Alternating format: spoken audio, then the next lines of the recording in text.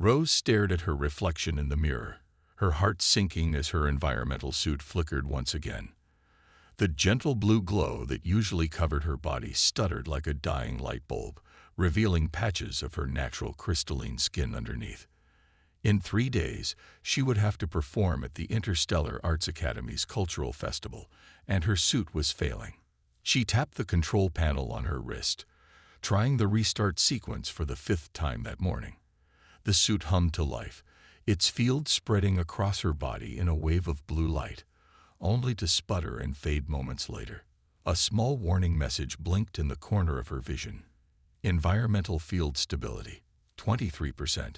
Maintenance required. The academy halls buzzed with activity as students from 100 different worlds prepared for the festival. Holographic decorations floated overhead, and the air was filled with a mix of alien languages and excited chatter. Rose kept close to the walls, trying to hide the obvious flickers in her suit. She had to get to the tech department before anyone noticed.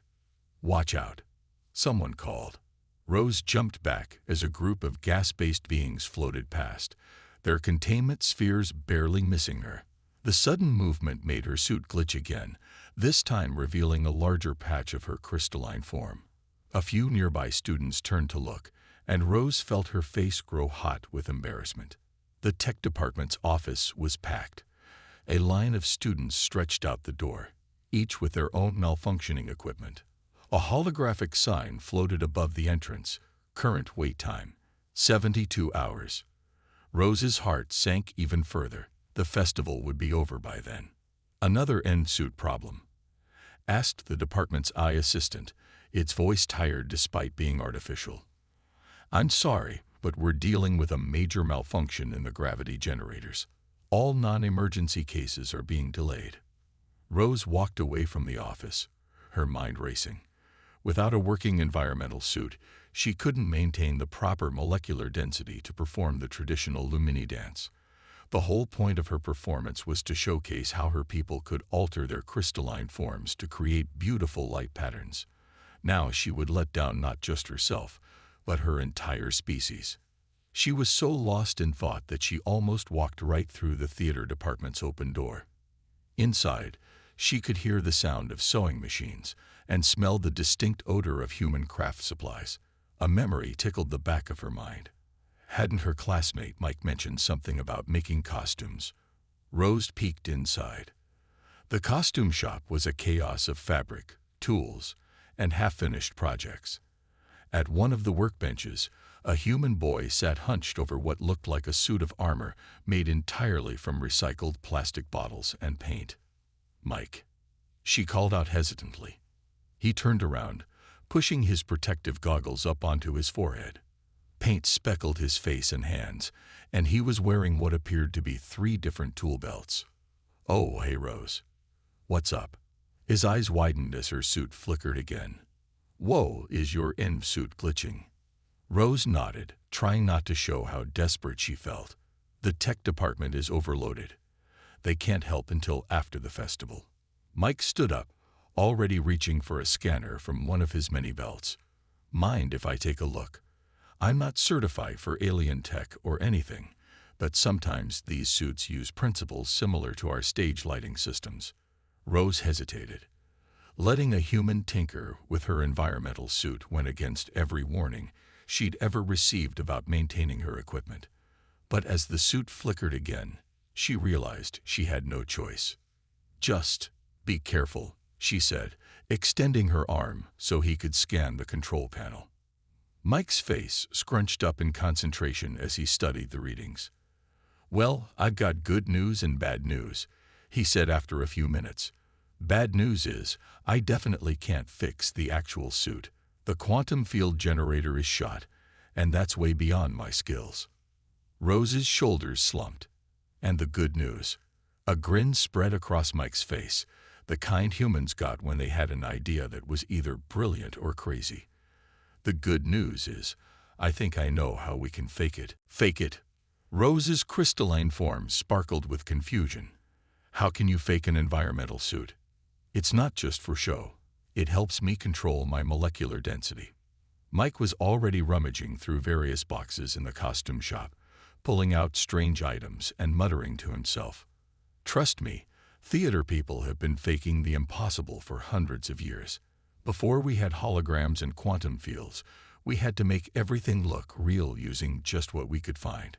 He dumped an armful of supplies onto his workbench. Rolls of thin fabric, strings of tiny lights, bottles of something labeled UV-reactive paint, and several other items Rose didn't recognize. Her suit flickered again, and she wrapped her arms around herself self-consciously. "Look at this," Mike said, holding up a piece of black fabric. As he touched it, the material shifted colors like oil on water. It's thermochromic fabric, reacts to heat and electrical current. We use it for costume changes on stage. He grabbed a string of lights next, and these are programmable LED strips. They're ancient technology, but they're reliable.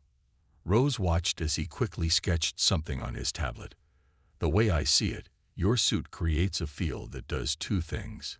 It helps you control your density, and it creates that beautiful blue glow effect. We can't replicate the density control. That's way too advanced. But the visual effect," he grinned, "that's just lights and colors. That's what humans do best. But without the density control, I can't perform my dance," Rose protested. "The whole point is to show how we Lumini can flow between solid and liquid states." Mike's face lit up. "Actually, that gave me another idea." He ran to another corner of the shop and came back with what looked like a roll of clear plastic. "This is a special material we use for water effects on stage. When you move, it catches the light just like liquid, combined with the thermochromic fabric and some clever lighting." He laid out his plan, pointing to different materials and explaining how they could work together. Rose found herself getting caught up in his enthusiasm despite her doubts. Humans might not have advanced technology, but they had centuries of experience in creating illusions. "The best part is, everything I'm thinking of using is totally mechanical or runs on simple electricity," Mike explained. "No quantum fields to fail, no complex systems to crash. Just basic physics and some clever tricks." He pulled up some old videos on his tablet, showing Rose how human performers had created amazing effects long before modern technology. There were dancers who seemed to float in air, costumes that transformed in seconds, and illusions that made solid objects appear to pass through each other. "Humans have been doing magic shows for centuries," Mike said proudly. "We're really good at making people see what we want them to see." Rose watched the videos with growing interest. The effects weren't perfect. If you looked closely, you could sometimes spot how they were done. But they had a certain charm, a realness that modern holograms often lacked. "How long would it take to make something like this?" she asked. Mike looked at his watch. "Well, we've got 3 days until the festival. If we work through lunch breaks and maybe skip a few classes." He gave her a questioning look. Rose's suit flickered one more time, as if making the decision for her. "Okay," she said. "Let's try it your way." Mike's face broke into a huge smile. He grabbed a measuring tape from one of his many tool belts. "First things first, we need to get your measurements. Then we'll do some tests with the thermochromic fabric." He paused. "Just try not to change density while I'm measuring you. I only have one tape measure, and I'd rather not have it get stuck in your crystal matrix." For the first time since her suit started malfunctioning, Rose found herself laughing. Maybe this crazy human plan would work after all. The first attempt was a disaster. Rose stood in the middle of the costume shop, wrapped in layers of thermochromic fabric and LED strips, looking more like a tangled holiday decoration than a Lumini performer. When Mike turned on the power, half the lights blinked randomly while the other half stayed stubbornly dark. "Maybe we should try a different circuit arrangement," Mike muttered, checking his connections. A small puff of smoke rose from one of the control boxes, and they quickly shut everything down. The second attempt wasn't much better. The fabric changed colors smoothly enough, but the effect made Rose look like she was covered in rainbow static. "I don't think this is quite the elegant look we're going for," she said, trying not to laugh as Mike frantically adjusted the settings. "Third time's the charm," he suggested hopefully, already reaching for a different type of fabric. They worked through the afternoon and into the evening. The costume shop's floor became covered with discarded attempts. Burnt-out LED strips, scraps of fabric, and empty energy drink containers that Mike seemed to consume at an alarming rate. "Tell me more about how the dance is supposed to look," Mike said as he rewired another control unit. "Maybe if I understand it better, I can figure out what we're missing." Rose closed her eyes, picturing the traditional performance. "It's about transformation," she explained. "We start solid, like crystal, then gradually become more fluid. The light flows through us, changing colors as we move. It's supposed to show how everything in the universe is connected, how solid matter and energy are just different forms of the same thing." Mike stopped working and looked at her thoughtfully. "You know what this reminds me of? Old movies about the northern lights on Earth. The way the colors flow and change." He pulled up some videos on his tablet. Rose watched in amazement as waves of light danced across the screen. "That's it. That's almost exactly what we're trying to achieve." "Okay, new approach." Mike grabbed fresh materials. "Instead of trying to make the whole costume change at once, we'll layer it. Thin, semi-transparent sheets with different effects on each layer. When you move, they'll slide against each other and create that flowing effect." This attempt went better. The base layer was the thermochromic fabric, programmed to respond to Rose's movements. Over that went a layer of iridescent material that seemed to catch and bend light. The top layer was the finest mesh, embedded with tiny fiber optic strands. "Ready to try it?" Mike asked, making the final connections. Rose took a deep breath and began the simplest movement from her dance routine, a slow raising of her arms that would normally make her form shift from solid to liquid-like. The costume responded, colors flowing up her arms like water catching sunlight. "It's working," Mike exclaimed. Then everything went wrong at once. The fiber optics overheated, the thermochromic layer seized up, and Rose found herself trapped in a suddenly very stiff costume. "Don't move," Mike called, rushing to power everything down. It took them 20 minutes to carefully extract Rose from the malfunctioning outfit. "Well," Rose said, picking bits of fiber optic strands out of her crystalline hair, "at least it looked good for a few seconds." Mike was already examining the burnt-out components. "Actually, this is good news. We know the concept works. We just need to solve the power distribution problem." He looked up at the clock and winced. "Though maybe we should continue tomorrow. The shop's about to close, and I think we've blown enough circuits for one day." Rose nodded, surprised to realize how much time had passed. "Thank you, Mike. Even though it's not working yet, thank you for trying." "Hey, we're not giving up," Mike said firmly. "Tomorrow, we'll try something different. We've got plenty of time," and he looked around the disaster area that was once his workbench. "Well, we've still got plenty of ideas, even if we're running a bit low on unburnt materials." As Rose left the costume shop, she realized something strange. Even though they'd failed repeatedly all day, she felt more hopeful than she had that morning. Maybe it was the progress they'd made, or maybe it was just Mike's unshakable determination. Either way, she was starting to believe that this crazy human solution might actually work. Mike hadn't slept much that night. He kept watching old theater performance videos on his tablet, searching for inspiration. As the sun rose, he was still clicking through archives when something caught his eye. A century-old video of an underwater ballet performance. The dancers moved beneath the surface, their costumes catching light and creating flowing patterns in the water. But what really grabbed his attention was the way the stage lighting worked, creating layers of moving shadows and highlights that made the water itself seem to glow. He jumped up so quickly he knocked over his chair. That's it. 2 hours later, Rose walked into the costume shop to find it completely transformed. The windows were covered, and several lighting rigs had been set up around a small performance space. Mike was perched on a ladder, adjusting something on the ceiling. "We've been thinking about this all wrong," he called down excitedly. "Instead of trying to make the costume do all the work, we need to work with the environment too.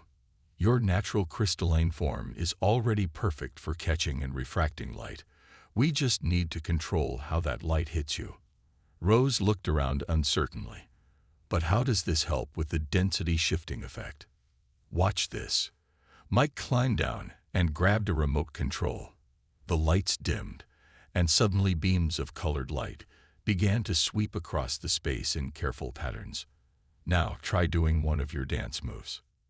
Rose started to perform a simple turn. As she moved, the lights caught her crystalline form, creating cascading patterns that made her appear to flow like liquid. The effect wasn't exactly like her normal performance, but it was beautiful in its own way. "The trick is layers," Mike explained, adjusting some settings. "We're using different colors and angles of light to create depth. When you move, your natural crystal structure catches and bends the light in amazing ways. We don't need to fake the liquid effect. We just need to enhance what's already there." He showed her the new costume design. It was much simpler than their previous attempts. A light framework of nearly invisible wires with tiny prismatic crystals attached at key points. The crystals would catch and amplify the stage lighting, while the framework would help guide how the light played across her form. "The best part is, there's almost nothing to go wrong," Mike said proudly. "No complex electronics, no power distribution problems. Just pure physics and careful positioning.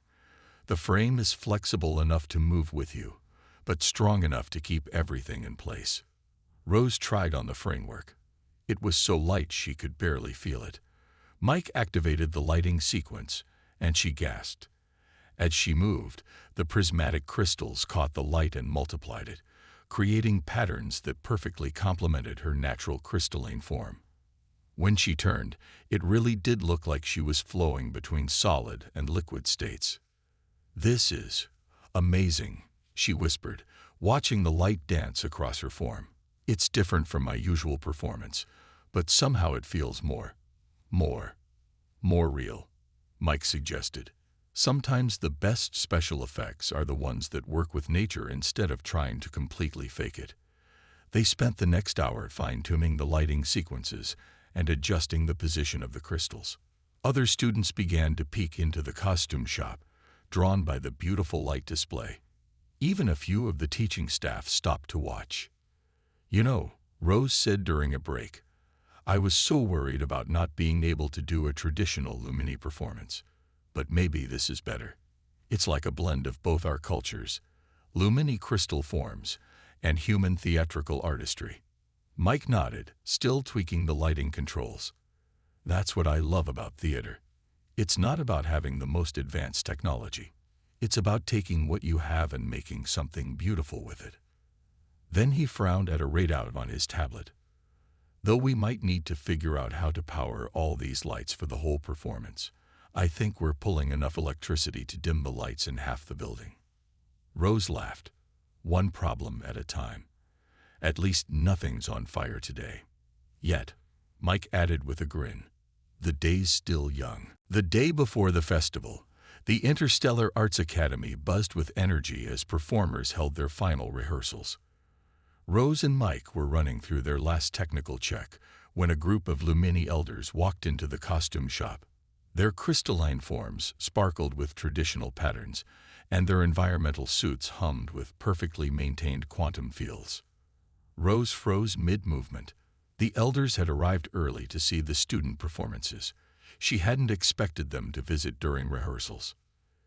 "Young Rose," the tallest elder said, her voice chiming like crystal bells, "we heard about your equipment troubles and came to offer assistance." Then she noticed the lighting rig and the framework of prismatic crystals Rose was wearing. "What is this?" Mike stepped forward, eager to explain their solution, but Rose gestured for him to wait. She knew how traditional the elders could be. "Honored elder," Rose said carefully, "my environmental suit malfunctioned, and the tech department couldn't repair it in time. My human friend helped me create an alternative way to perform our traditional dance. The elders exchanged looks, their crystal forms flickering with concern. "Show us," another elder commanded. Rose took a deep breath and nodded to Mike. He activated the lighting sequence, and she began to dance. The lights caught her crystal form and the prismatic framework, creating cascading patterns of light that flowed like liquid starlight. The effect was even more stunning than in their previous rehearsals. When she finished, the room was silent. Too silent. "This is not the traditional way," the first elder finally said. "The dance is meant to demonstrate our mastery over our physical form, not create pretty light shows. With these human tricks, you make our sacred art form into mere entertainment." "But Elder," Rose protested, "isn't it still showing the beauty of our crystalline nature? The way light flows through us, the connection between solid and energy. It is flashy, excessive." The elder's tone grew stern. "You have taken our subtle art and made it spectacular. This is not our way." Mike, who had been quietly watching, suddenly spoke up. "Can I show you something?" Before anyone could object, he pulled up some historical recordings on his tablet. These are videos of the first Lumini performances ever shown to humans. The recordings showed Lumini dancers from 50 years ago, when their species first contacted Earth.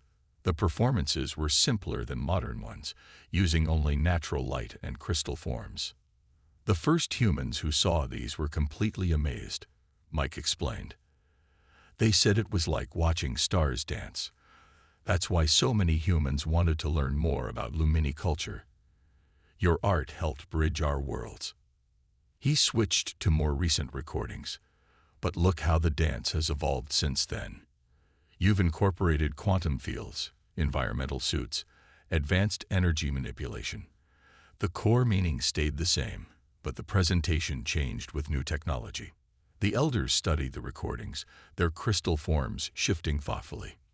"What Rose is doing," Mike continued, "isn't replacing tradition with human tricks. She's doing what Lumini artists have always done, finding new ways to express the same eternal truths about light and form and transformation." Rose held her breath as the elders conferred among themselves. Finally, the tall elder turned back to them. "You speak wisely for a human," she said to Mike. Then she looked at Rose. "And you show courage in finding a new path when the old one was blocked." However, her crystal form flickered with authority. "The performance must still honor our traditions. Can you modify these effects to be more subtle?" Rose looked at Mike, who was already adjusting the lighting controls. "We can tone down the intensity," he said. "Keep the flowing effect, but make it more like starlight on water rather than a light show." "Yes," Rose agreed, feeling relief flood through her. "The dance should enhance our natural beauty, not overshadow it." The elder nodded approvingly. "Show us this modified version. You have until tomorrow to perfect it." As they began their adjustments, Rose whispered to Mike, "Thank you for speaking up. Hey, sometimes you need an outsider's perspective to see your own history clearly," he replied with a smile. "Now let's make this performance both spectacular and traditional." The festival auditorium was packed with beings from across the galaxy. Floating light creatures hovered near the ceiling, while silicon-based life forms sat in specially reinforced chairs. In the front row, the Lumini elders waited with perfect posture, their crystal forms gleaming under the house lights. Backstage, Rose paced nervously while Mike made final adjustments to the lighting program. They had worked through the night to perfect the balance between spectacular and subtle, traditional and innovative. "Stop pacing," Mike said gently. "You're making the crystals in your framework chime." Rose hadn't even noticed the tiny musical sounds her movement was creating. "Sorry. It's just, what if something goes wrong? What if the lights fail or the framework breaks? Or, then we'll handle it," Mike interrupted. "That's what theater people do. When something goes wrong, we improvise." He checked his tablet one last time. "But nothing's going to go wrong. We've tested everything 3 times." The stage manager, a 6-armed alien with remarkable organizational skills, poked all three of their heads through the curtain. "You're on in 5 minutes," they announced in unison. Rose took a deep breath, her crystalline form shimmering with nervous energy. Mike gave her a thumbs up from his position at the lighting controls. "Remember," he said, "let the light work with you, not for you." The house lights dimmed. Rose heard the announcement of her name and stepped onto the stage. The audience was silent, waiting. She could feel the elders watching intently. The first notes of music began to play, a traditional Lumini crystal song, but arranged with subtle human harmonies added. Rose began to move, and the stage lights responded. The framework of tiny crystals caught the light perfectly, creating gentle cascades of color that flowed around and through her natural form. As she spun, the light patterns shifted from solid to liquid-like, just as they had practiced. But something unexpected happened. The prismatic crystals in her framework began to resonate with the crystal song, adding their own tiny harmonies to the music.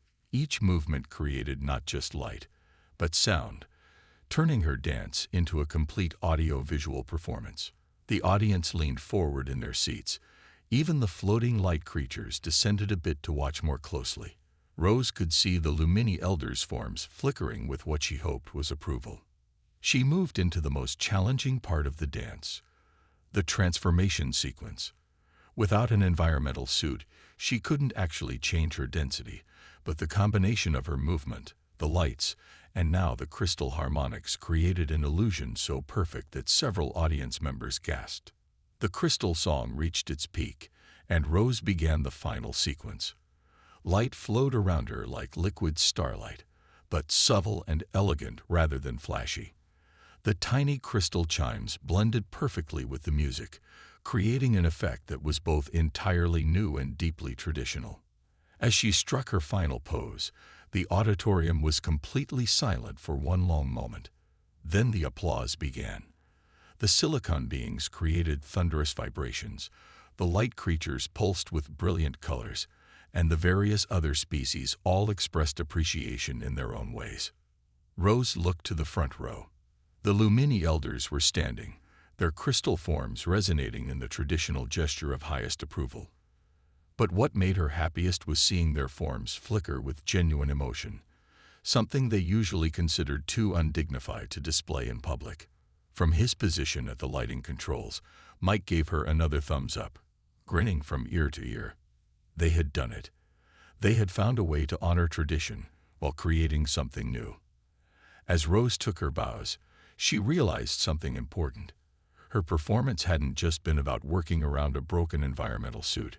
It had become a bridge between human ingenuity and Lumini tradition, proving that sometimes the most beautiful things come from unexpected cooperation. The stage manager's three heads appeared again, all smiling. "The festival director wants to speak with you both," they whispered. "Something about making this a permanent addition to the cultural exchange program." Rose looked at Mike, who was already gathering his notes and tablet. Somehow, she knew this was just the beginning of a much bigger adventure. A month after the festival, the Interstellar Arts Academy's costume shop looked very different. The space had doubled in size, with new equipment sharing space with traditional theater tools. Students from various species crowded around workbenches, learning to combine their natural abilities with human stage techniques. Rose stood in the doorway, watching Mike teach a group of light-based beings how to use simple mirrors and prisms to enhance their natural glow. Her successful performance had started something unexpected, a whole new department focused on combining traditional alien art forms with human theatrical techniques. "The beauty of it is its simplicity," Mike was saying, holding up a carefully angled mirror. "You don't need complex technology. Sometimes the oldest solutions are the best ones." The light beings pulsed with excitement as they practiced with the mirrors, creating patterns that would have been impossible with their natural abilities alone. In another corner, a group of silicon-based students were learning about acoustic amplification using basic shaped panels rather than electronic systems. "Quite a change from when you first came in here with your broken suit," a musical voice chimed behind her. Rose turned to find the tall Lumini elder, who had become a regular visitor to the new department. Elder, Rose bowed respectfully. I didn't expect you today. The elder's crystal form sparkled with amusement. The High Council has been discussing your performance. We've decided to make some changes to our traditional dance instruction. She gestured at a group of young Lumini students who were experimenting with different types of crystal frameworks. Your innovation showed us that holding too tightly to one way of doing things can limit our growth. You're not worried about losing our traditions? Rose asked. Look at them, the elder said, nodding toward the students. They're not abandoning our ways. They're expanding them. Each new technique they learn helps them understand our traditional methods better. Her form flickered thoughtfully. Sometimes you need to see your reflection in a different light to truly understand your own beauty. Mike walked over, wiping his hands on his ever-present tool belt. Rose, you've got to see this. The light beings figured out how to combine their natural bioluminescence with fiber optics. It's amazing. The elder chimed with laughter. You humans never stop finding new ways to solve old problems, do you? That's because we had to, Mike said. We spent thousands of years without advanced technology, so we had to get creative. Now it turns out all those old solutions still have value. A commotion at one of the workbenches drew their attention. A gas-based student had accidentally mixed their natural atmosphere with some stage fog, creating beautiful swirling patterns. Instead of panicking, they were already working with others to see if they could control and repeat the effect. That's the real success here, Rose said. Not just fixing my costume problem, but showing everyone that different approaches can work together. She touched the simple crystal framework she still wore, which had become popular among Lumini students as an alternative to environmental suits for performances. The elder nodded approvingly. The council has asked me to extend an invitation. We would like you both to visit our homeworld and teach some of these techniques at our arts academy. Mike's eyes widened. Really? But I thought outsiders weren't allowed. Times change, the elder said simply. Just as we've learned to value human ingenuity, perhaps it's time we shared more of our own knowledge as well. As they discussed the details of the upcoming trip, Rose looked around the busy workshop. Everywhere, students from different worlds were learning from each other, combining their unique abilities with new techniques. What had started as a simple costume crisis had grown into something much more important, a true exchange of cultures and ideas. You know, Mike said, watching a Lumini student help a human understand crystal harmonics, I think we're going to need a bigger costume shop. Rose laughed, her crystal form chiming happily. And probably more tool belts. Always more tool belts, Mike agreed with a grin. You never know when you'll need to solve another impossible problem. The elder's form sparkled with approval. Perhaps that is the greatest lesson here. The most beautiful solutions come not from solving problems alone, but from solving them together.